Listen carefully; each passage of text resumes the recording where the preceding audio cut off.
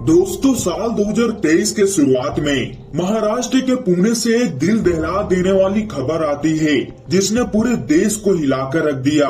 दरअसल इंसानों के रूप में छुपे कुछ दरिंदों ने मिलकर लगातार 2 दिनों तक एक 14 साल की लड़की के साथ बलात्कार किया। यहाँ तक कि इंसानियत की सारे हदें पार कर दी। पहले खुद बलात्कार किया, फिर अपने 13 से 14 साथियों को भी बुलाया और उस लड़की के साथ बलात्कार किया। यह बलात्कार की कहानी ऐसी है जिसे सुनने के बाद आपके भी रोंगटे खड़े हो जाएंगे और आप यह सोचने पर मजबूर हो जाएंगे कि आखिर इंसान इतना दरिंदे कैसे बन गए। तो दोस्तों, चलिए जानते हैं पुणे ऑटो कांड की पूरी कहानी जिसने पूरे देश को दहलाकर रख दिया था। दोस्तों, वीडियो में आगे बढ़ने से पहले वीडियो को लाइक और चैनल को सब्सक्राइब करके बेल आइकन को ऑल जरूर करिएगा।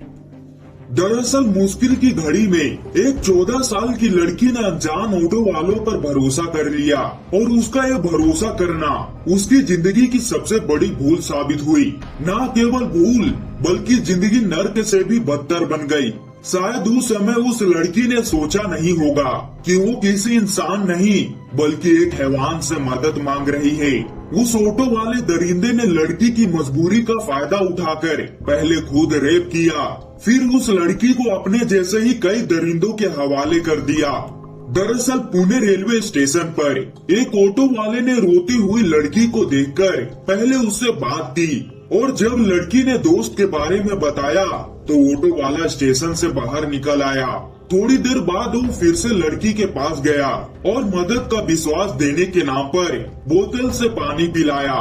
दरअसल वो बोतल में पानी नहीं बल्कि एक नशीली दवा थी। इसके बाद लड़की ने कहा कि स्टेशन से कुछ दूर उसका दोस्त थे जो मिलने के लिए बुला रहा है। लड़की जब बाहर निकली तब तक नशीली दवा का असर होने लगा तो उस आरोपी ने उसे ऑटो में बिठाकर पहले एक सुनसान जगह पर ले गया और बलात्कार जैसे घोर अपराध किया और उसके बाद एक होटल के कमरे में ले आया और यहाँ एक कमरे में लड़की से फिर गंदी हरकत की और फोन करके दोस्तों को भी बुलाया। इन दरिंदों के भीतर दिल नाम की कोई चीज ना थी, ना रहम, ना ही इंसानियत। अगर कुछ था तो वो हैवानियत। इनकी भूख ऐसी थी जो सिर्फ जानवरों की तरह जिस्म को नोचना जानती थी। इनके सामने वो मासूम लड़की रोती रही, इंसानियत की भीख मांगती रही, लेकिन उस लड़की को होटल के कमरे की 4 दीवारों में इन लोगों ने बंद कर दिया। इन दरिंदों ने उसके कपड़े उतार दिए। अब वो बिल्कुल असहाय थी, बदन को छुपाना चाहती थी, कभी हाथों से तो कभी बालों से, लेकिन वो क्या क्या छुपाती। उससे पहले ही वे दरिंदे उस पर टूट पड़े। खुद को कितनों से बचाती, क्योंकि वो 1-2 नहीं बल्कि 12 से 14 की संख्या में उन दरिंदों की पूरी फौज थी। ऐसी फौज जो एक असहाय बेबस लड़की की आबरू लूटने के लिए बेकाबू थी। वो रोती रही, फिर थककर बेहोश हो गई। लेकिन ये दरिंदे नहीं थकते, एक के बाद एक उस पर टूट जाते थे और 1 या 2 घंटे नहीं बल्कि लगातार 48 घंटों तक उसके शरीर से ये खेलते रहे। वो भूख से चिल्लाती तो केवल पीने के लिए केवल पानी ही देते थे, खाना देना तो दूर की बात थी। आखिर में उस लड़की के बार बार कहने पर एक ने थोड़ी इंसानियत दिखाई और दरिंदगी की 48 घंटे बाद मुंबई के दादर स्टेशन पर छोड़ दिया। वो बेबस लाचार क्या करती, क्योंकि वो खुद ही एक अनजान दोस्त से मिलने के लिए अपने माँ बाप को छोड़कर 31 अगस्त की रात को करीब 10 बजे पुणे रेलवे स्टेशन के लिए निकली थी। स्टेशन से कुछ ही दूर पर ये अपने माता पिता के साथ रहती और माता पिता एक नर्सरी में काम करते थे। लेकिन एक दोस्त की बातों में आकर उससे मिलने के लिए अपने घर को छोड़कर आई। उसने ये सोचा भी नहीं होगा कि बिना बताए घर से निकलना उसकी जिंदगी की सबसे बड़ी भूल होगी। ऐसी भूल जिसका पछतावा ताउम्र होगा।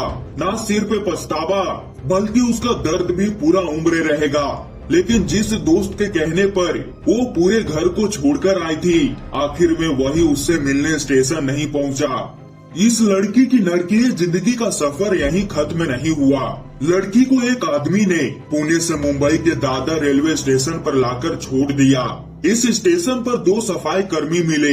दोनों ने उस लड़की को मदद के नाम पर एक जगह ले गए और फिर 12 घंटों तक बलात्कार किया और यहाँ से किसी तरह लड़की निकली और स्टेशन पर आकर एक ट्रेन में बैठ गई, पूरी तरह से सहमी हुई।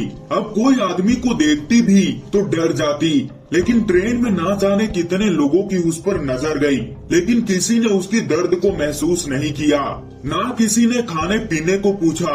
वो गुमसुम सफर तय करती रही और चंडीगढ़ पहुंच गई।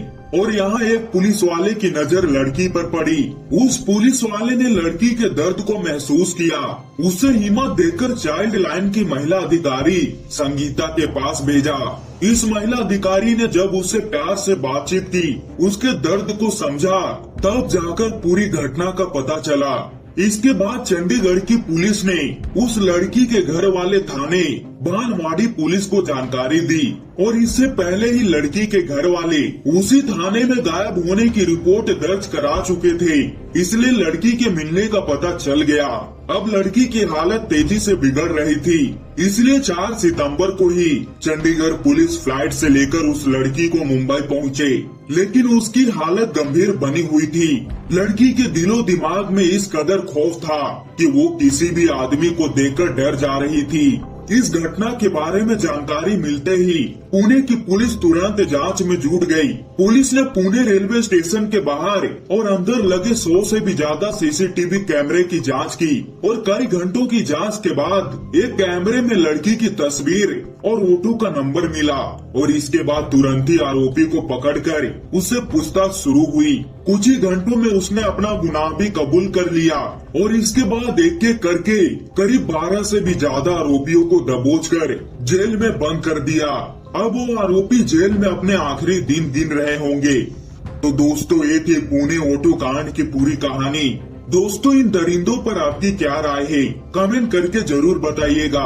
और दोस्तों, वीडियो को लाइक और चैनल को सब्सक्राइब करके बेल आइकन को ऑल जरूर करिएगा, ताकि हमारी ऐसे नॉलेजेबल वीडियो सबसे पहले आप तक पहुंच पाए।